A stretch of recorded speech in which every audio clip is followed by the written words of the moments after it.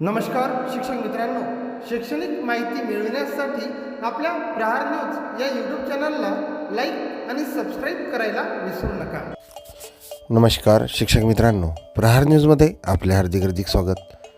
आपण जर नवीन असाल तर प्रहार न्यूज या यूट्यूब चॅनलला लाईक तसेच सबस्क्राईब अवश्य करा आणि नवीन शैक्षणिक बातम्यांसाठी अपडेट रहा. पाहूया संपूर्ण बातमी. ज्ञानेशभाई चव्हाण यांनी महाराष्ट्रातील तमाम विनाअनुदानित तसेच अंशतः अनुदानित शिक्षकांना केले आझाद मैदानात येण्याचे आवाहन. पाहूया संपूर्ण बातमी.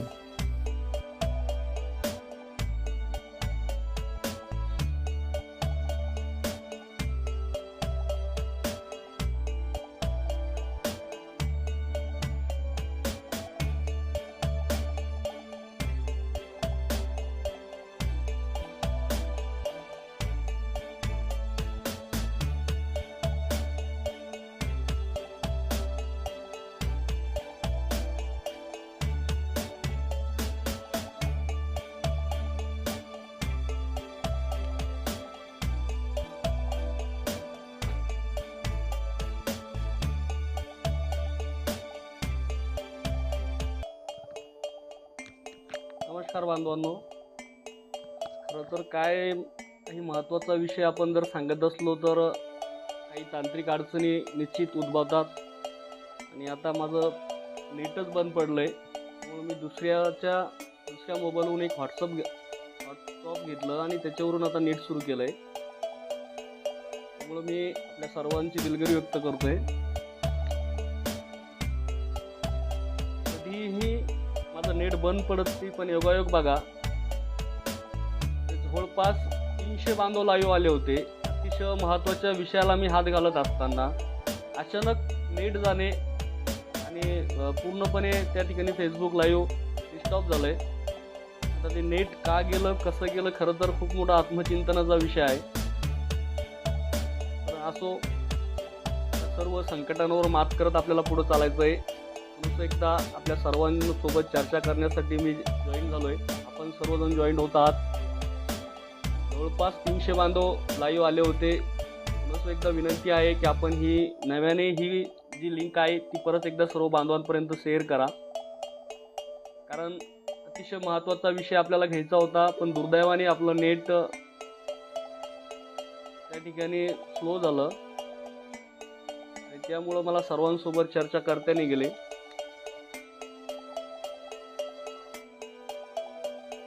नेटचा इश्यू या ठिकाणी येत आहे.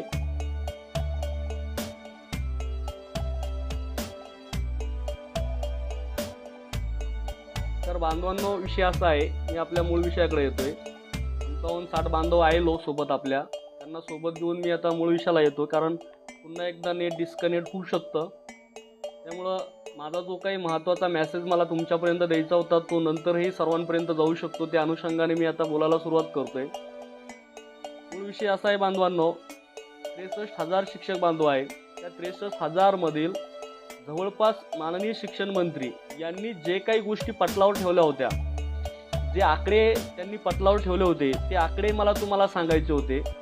आणि ते आकडे तुम्हाला सांगत असताना मला फक्त एवढंच आत्मचिंतन आपल्या सर्वांना करायला लावायचं आहे, किंवा आपण सर्वांनी करायला पाहिजेत, की एवढ्या मोठ्या संख्येने प्रत्येक जिल्ह्यात शाळा पात्र असताना त्या प्रत्येक जिल्ह्यातून, प्रत्येक शाळेतून एक शिक्षक जरी आला, आता मला सांगा, एका शाळेतून एक शिक्षक जर आंदोलनाला पाठवला तर शाळेचं कुठलंही नुकसान होणार नाही, शाळेचं. आणि तुमचे जे काही प्रॅक्टिकलच्या अडचणी असेल किंवा दुसऱ्या काही अडचणी त्या सगळे बाकीचे उर्वरित शिक्षक त्या ठिकाणी पूर्ण करू शकतात. असं एक आठवडा जर आपण प्रत्येक शाळेतून एक शिक्षक जरी पाठवला, एक शिक्षक, मी फक्त एका शिक्षकाचं नियोजन करतोय बांधवांनो. आता मी आकडेवारी सांगतोय. मुंबई जिल्हा म्हणजे मुंबई जे शहर आहे, त्या मुंबईमध्ये एकूण शाळा आहे 69, त्यापैकी पात्र शाळा आहे 31. माझी एवढी अपेक्षा आहे की मुंबईतून, त्या शहरातून फक्त 31 लोक आले पाहिजेत, म्हणजे प्रत्येक शाळेतून एक शिक्षक आला पाहिजेत. त्यानंतर ठाणे बघा, ठाणेमध्ये एकूण 445 शाळा आहे. किती शाळा आहे? 445 शाळा आहे.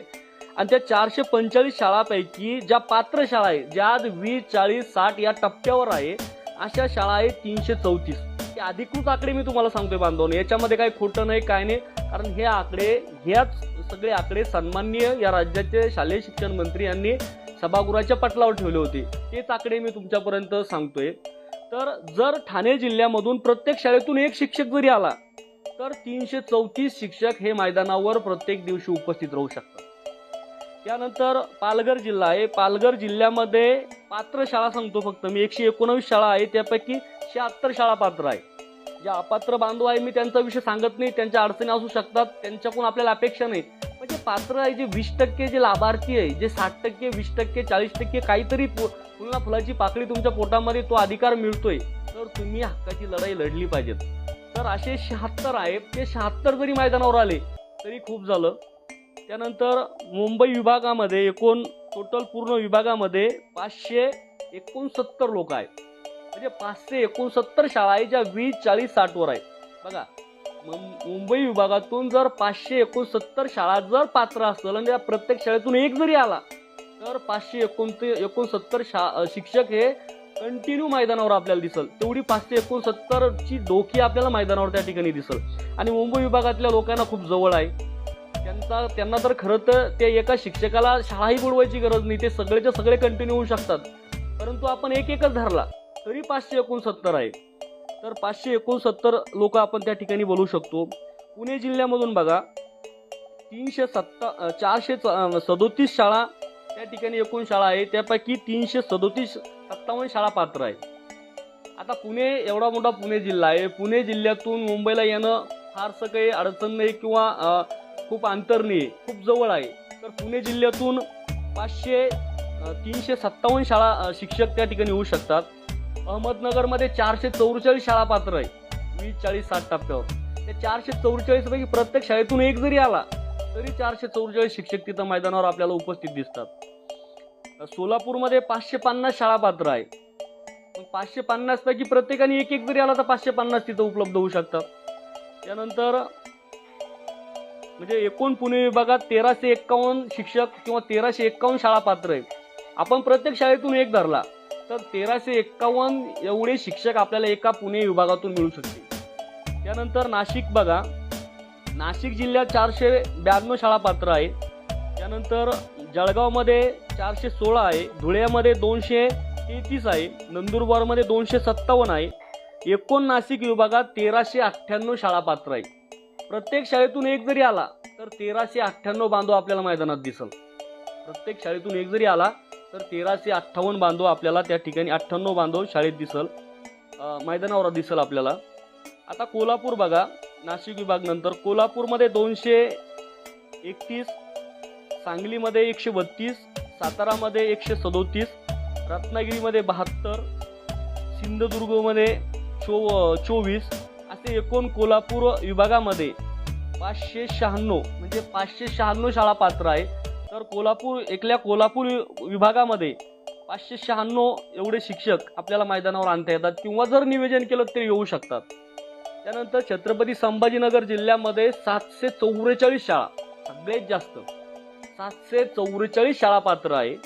त्यानंतर जालना जिल्ह्यामध्ये 369 शाळा पात्र आहे. जालना जिल्ह्यामध्ये म्हणजे जो माझा जिल्हा आहे 369 शाळा या प्राथमिक, माध्यमिक, उच्च माध्यमिक ह्या अशा पात्र आहे. बीडमध्ये 485 आहे, परभणीमध्ये 485 आहे, हिंगोलीत 204 आहे. असे एकूण 2287 सगळ्यात मोठा आकडा छत्रपती संभाजीनगरचा आहे. एकूण 2287 शाळा या 20, 40, 60च्या टप्प्यावर आहे. एवढ्यांनी जर नियोजन केलं तर तुम्हाला सांगतो एवढे 2287 लोक जरी मैदानावर आले एकल्या फक्त छत्रपती संभाजीनगर विभागाचे, तरी आपलं आंदोलन 100% यशस्वी होतं.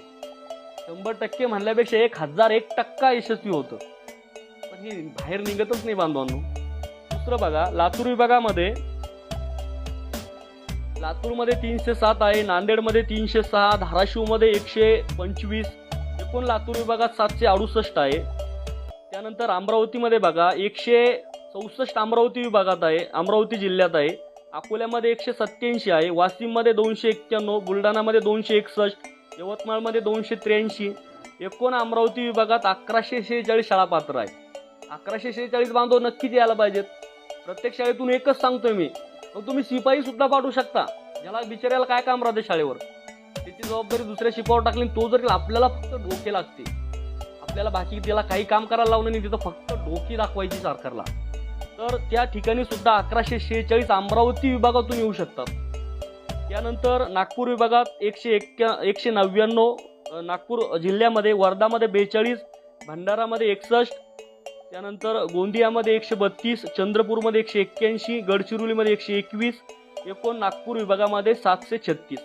मी सगळ्यात अगोदर गडचिरोली, चंद्रपूर, गोंदिया या जे 3 जिल्हे आहेत हे तर खरं तर अतिशय आदिवासी भाग ज्याला म्हणला जातो आपण, नक्षलवादी एरिया आहे, आदिवासी डोंगराळ भाग आहे. पण मी गडचिरोली, चंद्रपूर, गोंदिया या भागातल्या त्या बांधवांचं मी मनापासून अभिनंदन करेल, कारण ते प्रत्येक आंदोलनात सहभागी होतात. प्रत्येक आंदोलनामध्ये त्यांना आवाज द्यायचं गरज, त्यांना फक्त कळलं पाहिजे की आंदोलन लागलंय, ते बॅगा भरतात, मिळेल ती गाडी पकडतात आणि मैदान गाठतात. मी मनापासून त्या गडचिरोलीच्या, चंद्रपूरच्या आमच्या त्या भगिनींचं सुद्धा अभिनंदन करेल की त्या भगिनी सुद्धा महिला असून सुद्धा एवढ्या दूरून त्यांना प्रवास करायला 2 दिवस लागतात मुंबई गाठायला, तरी सुद्धा एवढ्या दूरून ते काय करतात, त्या ठिकाणी येण्याचा प्रयत्न करतात. खरंच मनापासून त्या सर्व जिल्ह्यातील त्या बांधवांचं, त्या भगिनींचं मी मनापासून त्या ठिकाणी अभिनंदन करतो. एवढे कष्ट प्रामाणिकपणे लादण्याची वृत्ती तुमच्या मनामध्ये आहे आणि तुम्हाला प्रत्येकाला वाटतं की हा प्रश्न सुटला पाहिजे कायमचा, कारण आपलं वय होत चाललंय बांधवांनो. आपले बहुतांश बांधव सेवानिवृत्तीच्या उंबरट्यावर येऊन टेकले आहेत. आता ते या 100% निवृत्त होत आहेत का, तोही लाभ त्यांना मिळतो नाही हे पण आपण सांगू शकत नाही. म्हणून एक तळमळ आहे प्रत्येकाच्या मनामध्ये की हा प्रश्न एकदा कायमचा मिटला पाहिजे. तर बघा 8821 एवढ्या शाळा राज्यातल्या एकूण पात्र आहे, पण त्या विभागावाईज 8821 हा आकडा काही फार लहान नाही बांधवांनो. 8821 हा आकडा खूप मोठा आहे आणि ह्या आपल्या आझाद मैदानाची कॅपॅसिटी सुद्धा नाही एवढी. 8821 ची कॅपॅसिटी सुद्धा आझाद मैदानची नाहीये. मग जर एवढ्या मोठ्या संख्येने जर हे एवढे हे वरचे 821 जाऊ द्या हो, फक्त 8000 धरले मी, पण हे 8000 पण जाऊ द्या, वरचे 3821 मी मायनस केले. याच्यामधले असं समजतं की बाबा यांच्या काही खूप याच्यामध्ये अडचणी असू शकतात. फक्त 5000 या 8000 मधल्या फक्त 5000 शिक्षकांचा मी विचार करतोय. हे 5000 शिक्षक जरी प्रत्येक दिवशी त्या ठिकाणी तेवढी डोकी जर मैदानात त्यांनी ठेवली तर तुम्हाला सांगतो मी असं लिहून देतो बॉन्डवर 1001%, कारण सध्याचं वातावरण एवढं पॉझिटिव्ह तयार झालेलं आहे, एवढं सकारात्मक आहे, सरकारही देण्याच्या मानसिकतेमध्ये आहे, सगळ्या मंत्र्यांपर्यंत पॉझिटिव्ह झाली. ज्या एका युक्तीचं, ज्या एका मंत्र्यांना तुम्हाला असं वाटत होतं, ज्या एका मंत्र्यांना आपल्याला वाटत होतंय की तो त्यांच्या मनामध्ये नकारात्मक गोष्टी आपल्याविषयी ते येऊ देत, ते आपल्याला थोडं नकारात्मक दृष्टीने बघतात, ते सुद्धा पॉझिटिव्ह आहेत, ते सुद्धा पॉझिटिव्ह आहेत. एक महत्त्वाची गोष्ट मी तुम्हाला आज सांगतोय की आज आपले जे काही समन्वयक आहे कोल्हापूर विभागाचे, बागणे सर असतील, माळी सर असतील, यांनी आज त्या ठिकाणी विभागामध्ये माननीय आपले अर्थमंत्री अजितदादा पवार यांची भेट घेतली आणि ही भेट, या भेटी दरम्यान अतिशय सविस्तर आणि खूप पॉझिटिव्ह चर्चा त्यांची झाली. माझं सकाळी बागणे सरांशी बोलणं झालं, त्यावेळेस बागणे सर म्हणे सर एवढा पॉझिटिव्ह हा माणूस कधीच वाटला नाही. त्यांनी स्पष्ट सांगितलं की अरे तुमचं ते द्यायचं जे आमचं ठरलंय म्हणे, आणि ते तुमचं जे काही प्रश्न आहे, तुमचा तो काही निधी आहे तो आपण लवकरात लवकर करणार आहोत, त्या अनुषंगाने नियोजन चालू आहे. पण आपला स्ट्रोक कमी पडतोय, आपली ताकद, आपली धार कुठंतरी कमी पडतंय, त्यांच्यामध्ये मानसिकता तयार झाली आपल्याला देण्यासाठी, पण आपण मात्र कुठंतरी बॅकफुटवर गेलोय असं मला वाटतंय. प्रत्येकाच्या मनामध्ये असं निरागस वातावरण तयार झालं, प्रत्येकाच्या मनामध्ये एक उदासीनता निर्माण झाली. ही उदासीनता कुठंतरी दूर केल्या गेली पाहिजेत. गेल्या 8-10 दिवसामध्ये जे काय वातावरण चालू आहे ते वातावरण थांबलं पाहिजे बांधवांनो. मला माहित आहे, तुम्हाला सांगतो 3 जानेवारी नंतर 12 ते 15 तारखेच्या दरम्यान अतिशय पॉझिटिव्ह वातावरण होतं, खूप चांगल्या पद्धतीने. फार जास्त लोक नव्हते, 500-600 बांधव आले होते, पण ह्या 500-600 बांधवांमधून एवढं पॉझिटिव्ह वातावरण आम्ही त्या ठिकाणी मैदानावर तयार केलं होतं.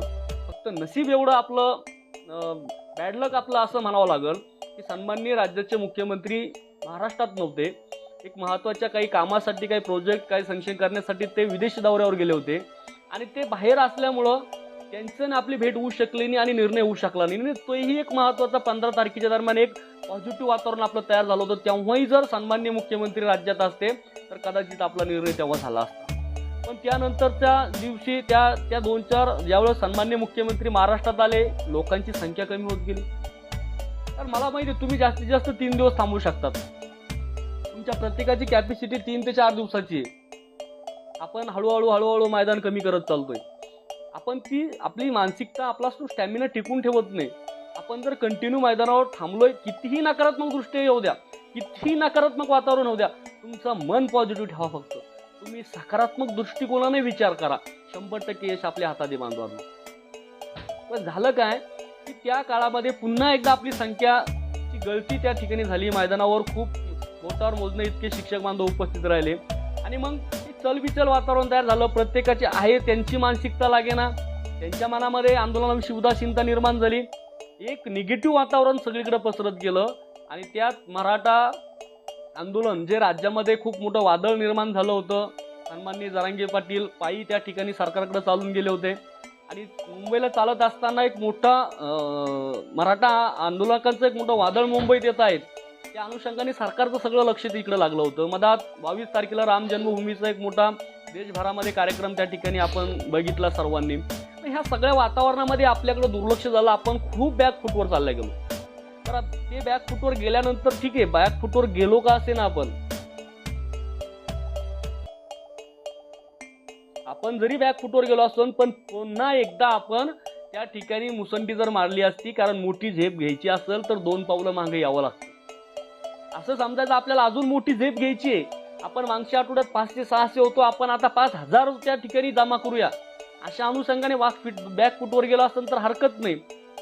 पण त्या ताकदीने पुन्हा आपण जर एकदा लंबी झेप घ्यायची तयारीने जर पुढे उडी मारली असती तर निश्चित आजचं वातावरण खूप वेगळं असतं.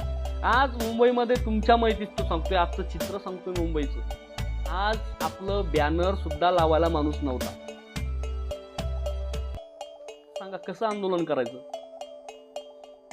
आज त्या आझाद मैदानावर मला फोन आला, काही बांधव तिथं गेले होते प्रॉपर मुंबईचे, तर म्हणे इथं काहीच नाही, म्हणे बॅनर नाही, सटाया नाही, काय नाही. मी त्यांना विनंती केली की बाबा किमान आपलं बॅनर लावा, माणसं येतील, तुम्ही हार मानू नका, तुम्ही काळजी करू नका, आम्ही येतोय उद्या, पण आजच्या दिवस तुम्ही आता हा लढा हा जी लढाईची ही मैदान आहे हे तुम्ही आजच्या दिवस सांभाळा. मी त्यांना विनंती केली आणि एक बॅनर आपलं लावायला लावलं.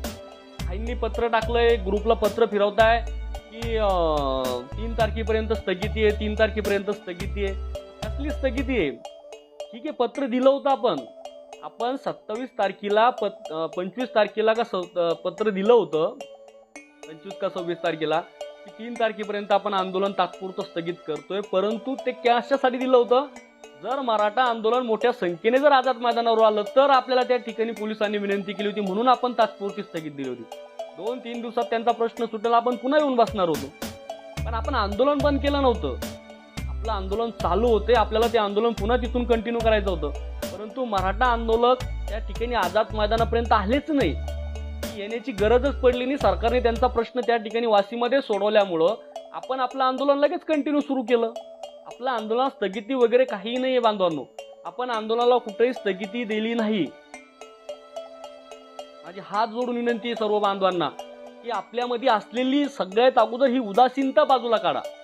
तुम्हाला खरंच कळकळीची विनंती, तुम्हाला जर टप्पा लागत असेल ना बांधवांनो, आपण फक्त भाकरी सोबत बांधलेला आहोत. तुम्हाला आम्हाला कुणालाही कुठल्याही नेतेगिरीची काही घेणं नाहीये. आपल्या सर्वांना फक्त 100% पगार पाहिजे आणि ही संधी आहे. तुम्ही स्वतःचं आत्मचिंतन करा. आता एक 2-4-8 दिवसापूर्वी गेल्या जवळपास 2 महिन्यापासून अंगणवाडी सेविकांचं आंदोलन चालू होतं.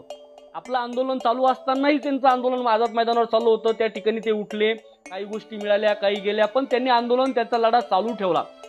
त्यांचा आता 2-4 दिवसाचा एक मेसेज आहे, त्यांच्या सर्व मागण्या सन्माननीय मुख्यमंत्र्यांनी मान्य केल्यात. त्यांचा पेन्शनचा सुद्धा मुद्दा त्यांनी घेतला. म्हणजे विचार करा बांधवांनो, ज्या अंगणवाडी सेविका, ज्या आपल्या महिला आहे, ज्या अजून ज्यांना वेतन श्रेणी नाही आहे, त्यांना मानधन आहे, त्यांना आपल्यासारखी वेतन श्रेणी नाही आहे, वेतनावर नाही, त्यांच्या मानधनावर असताना सुद्धा त्यांना पेन्शन देण्याबाबतचा सुद्धा निर्णय सरकारने घेतला. किती मोठं यश आहे ते अंगणवाडी महिलांचं आपल्या. आपण त्या महिलांकडून तरी काहीतरी शिकलं पाहिजे. जरांगे पाटील, सन्माननीय जरांगे पाटलांनी जो मराठा समाजाचा लढा उभा केला हा काही काल परवाचा लढा नाही बांधवांनो. गेल्या अनेक वर्षांपासून ही चळवळ चालू होती. गेल्या कित्येक वर्षापासून सन्माननीय जरांगे पाटील या लढ्यासाठी, या मागणीसाठी लढत होते. महाविकास आघाडीचं सरकार असताना 109 दिवस सास्ती पिंपळगाव या ठिकाणी त्यांनी आंदोलन केलं, तिथं उपोषण केलं. पुन्हाही मराठ्याचं लक्ष नाही, सगळे आपल्यासारखे झोपेल होते. आज जी काही आपण झोपलो आहोत ना, किंबहुना झोपण्याचं जे सोंग आपण करतोय, आपण झोपलेलं नाही, आपण झोपायचं सोंग करतोय. कारण झोपलेला माणूस जागा होतोय, पण झोपायचं सोंग करणारा माणूस कधीच उठत नाहीये, हा एक इतिहास आहे. तसं आपण सगळे झोपायचं सोंग करतोय. आपला मराठा समाजही झोपायचं सोंग करून झोपलेला होता, तो उठला नव्हता. पण ह्या माणसाने, सर्वसामान्य शेतकऱ्याच्या पोराने गेल्या संघर्षातून, त्यांच्या त्यागातून हा समाज जागवला, हा समाज जागे केला. आणि आज हा समाज असा जागी झाला बांधवांनो, सन्माननीय जरांगे पाटलांनी एक आवाज दिला तर लाखोच्या संख्येने त्यांच्या पाठीशी उभा राहतो. आज जो मराठा समाज ज्या ताकदीने त्या ठिकाणी उभा गेला ना, ज्या ताकदीने त्यांनी साथ दिली, ज्या ताकदीने त्यांच्या पाठीशी उभे राहिले, अशक्य गोष्ट शक्य करण्याचं धाडस या माणसाने करून दाखवलं. प्रचंड विरोध असताना सुद्धा सरकारला त्यांच्या मागण्या मान्य कराव्या लागल्यात. बहुतांश लढा त्यांनी जिंकला आहे.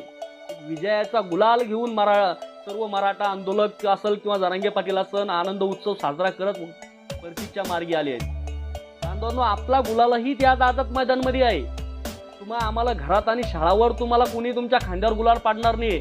तुम्हाला सुद्धा तो संघर्षाचा गुलाल घ्यायचा असेल ना, तर तुम्हाला आझाद मैदान गाठावं लागेल. आणि त्याच आझाद मैदानावर तुमच्याही खांद्यावर एक यशाचा गुलाल, यशस्वी आंदोलनाचा गुलाल, आपल्या यशाचा गुलाल त्या ठिकाणी आपण त्या ठिकाणी आंदोलनामध्ये घेऊ शकतो.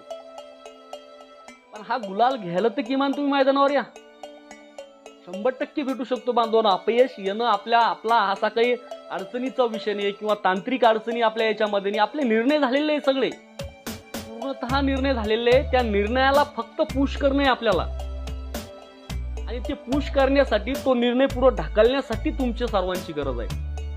आणि त्यासाठी जर तुम्ही येत नसाल तर ही अतिशय दुर्दैवाची गोष्ट आहे. शिक्षक म्हणून अतिशय लाजिरवाणी गोष्ट आहे. मी याच भाषेत सांगेन, तुम्ही खरं शिक्षक असाल, सुशिक्षित असाल, तुम्ही या सगळे गुण येणाऱ्या नव्या पिढीला तुम्ही मार्गदर्शन करता. डॉक्टर बाबासाहेब आंबेडकर यांनी सांगितलेलं आहे की अन्याय सहन करू नका, कारण अन्याय सहन करणारा सुद्धा तेवढाच गुन्हेगार असतो अन्याय जेवढा अन्याय करणारा असतो. मग आपण का म्हणून 15 वर्ष अन्याय सहन करत बसायचं? हा अन्याय आपण झेलायचा, सहन करायचा आणि गुमान त्या ठिकाणी काम करायचं? बिलकुल करू नका बांधवांनो. या आपल्यावर अन्याय झाला असेल, गेल्या 15-20 वर्षापासून हा अन्याय आपल्याला होत आहोत, परंतु हे सरकार आपला अन्याय दूर करू शकतं. या राज्याचे सन्माननीय मुख्यमंत्री अतिशय लोकप्रिय आहे. त्या माणसाच्या दारातून आतापर्यंत कोणीही खाली हाताने आलं नाही. गरज आहे फक्त तुम्हाला त्या माणसाच्या दारामध्ये जाऊन आपली मागणी करायची झोळीमध्ये, की बाबा गेल्या 15 वर्षापासून आमच्यावर अन्याय झाला, 15-20 वर्षापासून आम्ही अन्याय भोगतोय. या मध्यंतरीच्या काळात अनेक सरकार आले, अनेक सरकार गेले, पण आता तुम्ही आम्हाला न्याय द्या.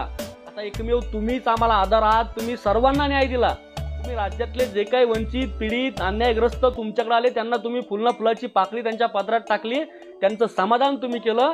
तसंच समाधान आता आमच्या पदरामध्ये टाका. हा कलंक आमचा कायमचा पुसवा. एवढी विनंती करायसाठी आपल्याला सन्माननीय मुख्यमंत्री यांच्या दारात जायचं आहे. आणि त्यासाठी गरज आहे तुमच्या सर्वांच्या सहकार्याची. तुम्ही सर्वांनी जर त्या ठिकाणी सहभाग नोंदवला तर 100% बांधवांनो, अजूनही आपण लढा जिंकू शकतो. मी आता मागाशी सांगितल्याप्रमाणे फक्त एक शिक्षकाचं नियोजन करा. प्रत्येक शाळेतून एक शिक्षक पाहिजेत मला, फक्त एक शिक्षक कंपल्सरी. मी आता माझ्या जालन्याचा आकडा सांगितला, 369 शाळा आहे. पण माझ्या स्वतःच्या जिल्ह्यातलं सुद्धा मला लाज वाटते, मला खरंच लाज वाटते. कारण मी माझी सुरुवात माझ्या जिल्ह्यातून करतोय. माझ्या जिल्ह्यातून सुद्धा मला पाहिजे तेवढा प्रतिसाद मिळत नाही. येतात, पण जे बिचारे येणारे तेच येतात.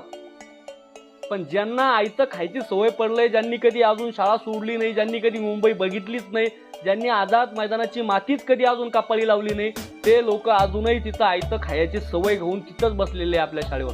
आणि त्या लोकांमुळे ही वेळ आपल्यावर येऊ राहिली. जाणाऱ्यांना वाटतं आम्हीच किती दिवस जावं, एवढे हाल अपेष्टा सहन करून, चटणी भाकर खाऊन आम्हीच किती दिवस तिथं लढावं. हे बाकीचे शेजारच्या शाळातले किंवा बाकीचे घरीच बसतात. आम्ही तरी किती दिवस लढावं, हा एक प्रश्न प्रत्येकाच्या मनामध्ये सल करतोय. म्हणून माझी विनंती बांधवांनो, जास्त लोड घेऊ नका. फक्त एवढं नियोजन करा, तुमच्या प्रत्येक शाळेतून 1-2 शिक्षक पाठवायचं नियोजन करा. मी शाळा बंद करा म्हणणार नाही, विद्यार्थ्यांचं नुकसान करा असं म्हणणार नाही. फक्त 1 किंवा 2 शिक्षकाचं नियोजन करा. हे कंपल्सरी राज्यातल्या प्रत्येक 8,821 शाळांनी जर केलं, 8,008 काय उच्च माध्यमिक आहे, बोलायचं तर खरंच खूप होतं बांधवांनो, पण माझा जो डेटा. नमस्कार शिक्षक मित्रांनो, शैक्षणिक माहिती मिळविण्यासाठी आपल्या प्रहार न्यूज या यूट्यूब चॅनलला लाईक आणि सबस्क्राईब करायला विसरू नका.